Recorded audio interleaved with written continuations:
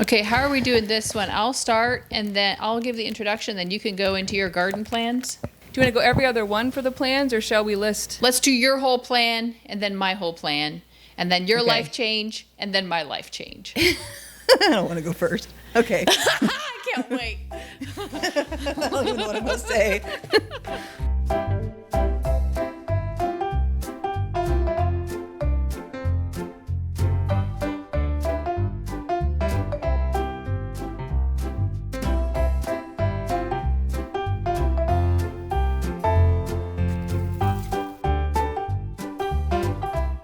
Every year in December, January, LaRonda and I like to get a little introspective about our garden plans for the year. We both like to think ahead, like think what we're trying to produce, and then also just even take a look at what's happening in our lives to see if what we want to do is feasible. So we're going to talk about that today. We both have some life changes coming up, so we'll talk about that as well. So stick around for the ride. So to be really honest, I have not gotten too introspective about my garden yet. I actually did that back in the fall. I kind of decided what I was going to do in the spring. And then since then, I haven't given it too much thought. But my main plan for the year is to keep it simple. I got very overwhelmed with the garden last year. I think about every other year I go simple, overwhelm, simple, overwhelm. But my plan is to cut way back on the veggies. I grew so many things, and some of them did well and some did not do well last year. So I'm going to hone in on what we actually like to eat, and that's sweet corn, potatoes, tomatoes, herbs, and then probably 10 other things that I find at the garden store. But no eggplant. We're not doing eggplant this year. But the plan is to keep it simple. I'm going to focus on Mother's Day again. That might be a foolhardy plan. I'll tell you why later. But I do have ranunculus that I had bought that I want to plant. I had started a bunch of spring stuff in August, so I planted that out. And I've got peonies, so I think without too much effort, I'll have a bunch of spring stuff ready to go. So that's the plan for that. Other than that, I left my dahlias in the ground, so I want to figure out a way to grow good, abundant dahlias in Arkansas. I know it can be done. I'm a little worried about my own ability to do it, but I'm going to try a few experiments with that this year, so I'm actually looking forward to that. And then the last thing I'm going to be doing this year is fighting a war against Japanese beetles and moles and fire ants. My critters have gotten smaller and smaller as the year went on. We started with armadillos and rabbits, and then the Japanese beetles were terrible, and I've actually been working on that. I've been putting milky spore down.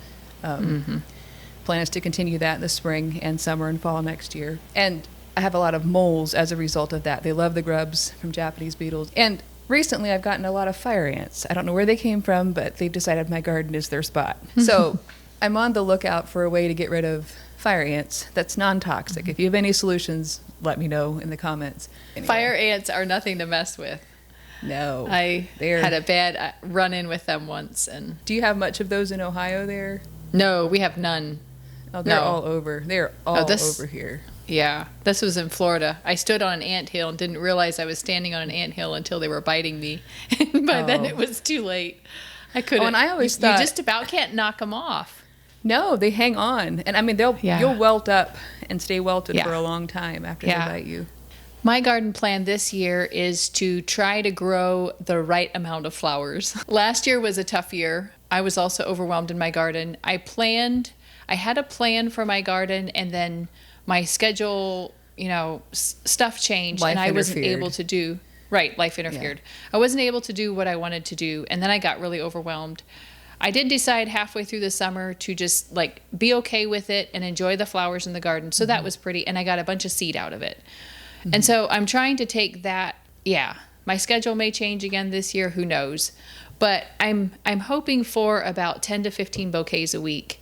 And I feel like that's more manageable. Last year I planned for probably about double that, and then wasn't able to do much anything with most of them. So I feel like 10 to 15 is okay for what I want to do. I'm focusing mostly on summer and fall flowers. I don't really have a spring flower plan. There are peonies in the garden that we put in last year, And I do have some spring stuff that will come up, but I'm not really planning to sell flowers in the spring. My main goal is to be able just to sell either pop-up sales in my studio or on my porch. I'll do custom orders as well. I'm kind of toying with the idea of a little roadside stand at the end of our lane. I also want to make regular bouquets for our house this year. I always have that intention, but somehow life gets in the way. And that's a thing I'm really going to focus on this year for several reasons. I think so often it's easy for us as gardeners to just grow the flowers and then not really enjoy them that much ourselves. We make bouquets for everybody else, but then our kitchen table and our bathroom counter and our bedside table all just are empty. Plus, I feel like I don't know if I want to say stretch my bouquet abilities, but I feel like you can always learn new stuff if you keep practicing. That's something an art teacher of mine told me back when I was 18, when I wasn't able to take classes with her anymore. She said, keep painting, that you'll teach yourself stuff. And I feel like the same is true with bouquets. And I feel like you can get stagnant if you just keep on doing the same thing. And so I want to try to push myself to do some new stuff this year. I'm also planning room in my garden for an excessive amount of dahlia seedlings. I saved a lot of seed last year, and I actually still have seed saved from our old garden back in 21, I think it was. So I don't know if any of those are viable still or not, but I'd like to get those started if they are. And just, see what comes out. I love the experimenting that comes with seed dahlias. You get a bunch of duds, but every once in a while you get a really pretty one. So I'm quite excited about that. Another thing I'm hoping to grow is a bunch of pumpkins.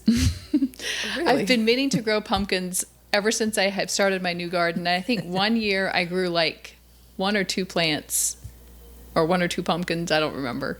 So I have a packet of seeds, and I had bought some heirloom pumpkins last fall for my porch, and the pumpkins are currently rotting in the garden. So if the seed isn't completely bad till spring, I might try to salvage some of those too. We'll see. So we're going to talk about our life plans a little bit now, because as you know, life plans affect garden plans. If you have an eagle eye, you may have noticed that I've been gaining weight. There's a reason for that. We're expecting a baby in the spring, a little girl.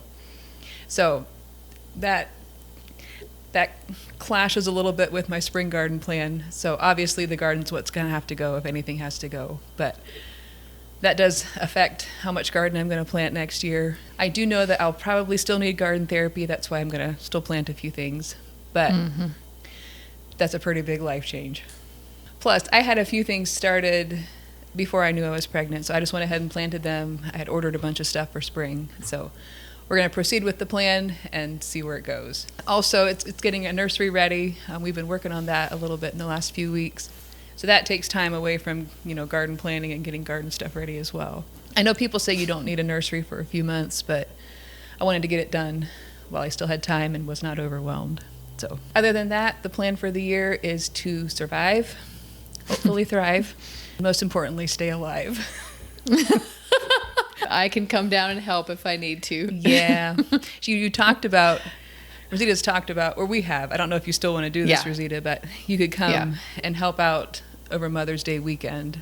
I'll pay you to come help me get bouquets done. If I can wait that long to come see my new niece. Yeah. Well, my life plan this summer is not nearly as exciting as Loranda's, but it is exciting. It is. No. I mean, it is exciting. It's exciting in a different way. Right. Yes, that's true. Okay. We are hoping to be able to move out to our property where my garden and Morgan's shop are sometime this winter, just whenever everything gets done. That's exciting because I've had to do, every time I want to go work at the garden, I have to drive 5-7 minutes out to the garden, and then it's that back. The car gets terribly dirty, as you can imagine. I start everything here at our house in town. Right. And I would have to drag it all the way out to the garden, load up the back of the Audi and just, have to drive it all the way out there. It's been doable, but I feel like in the last year at least, last year for sure, it just suddenly just felt like it was too much. You can do it for a while, you can make do, but then, you need to be by your garden if you're really going to tend it well. We are in the middle of getting paint colors and finishes, hardware, all of that stuff picked out. We have most of it decided, I think. I love design, but it's been it's been challenging. Like there are so many decisions you have to make when you're planning a whole house, you know, and it's going to be small, but you still have to decide what you're putting decide all everywhere. the stuff. We're getting cabinets from our family business that LaRonda and I used to work in, Schrock's Woodworking. Shout out to them. So I'm quite excited to have lovely new cabinets, and it's going to be a good change. Getting us out of town, it's quieter out there. Here, you know, when we're recording, trying to do stuff in town, sometimes there's, you know, a siren that goes or a loud truck. Jake brakes and yeah. So it just all around, it's going to be better for a lot of things. I'm hoping we can be able to, we'll have time then to finish the studio. There's a few things that need done in there yet. And then also just like the thing of sometimes you'll have like half an hour or so where you could run out to the garden and do something or check on the raspberries or whatever. Well, you can't do that if you don't live there. So I'm excited about that too. I feel like I'll be able to tend the berries and some of that stuff a little better. I also will be able to grow things like ranunculus, where, you know, you kind of, here in Ohio, you have to regulate the temperature. You have to, you know, cover them when it's cold and uncover them when it gets warm. And that's usually once a day in like, you know, February, March when it starts warming up. Yeah, I'm excited for you too on that. That's been a long time coming, and not that long, but it's. Yep. I know what 3 you mean. years. If you live close to your garden, you can keep an eye on it for one thing. Right. And then you can grow those crops you've been putting off like that. That's exciting. You'll probably see more of our life plans developing as the year goes on. We'll try to keep you updated on that. But anyway, that's what we've got planned for 2026.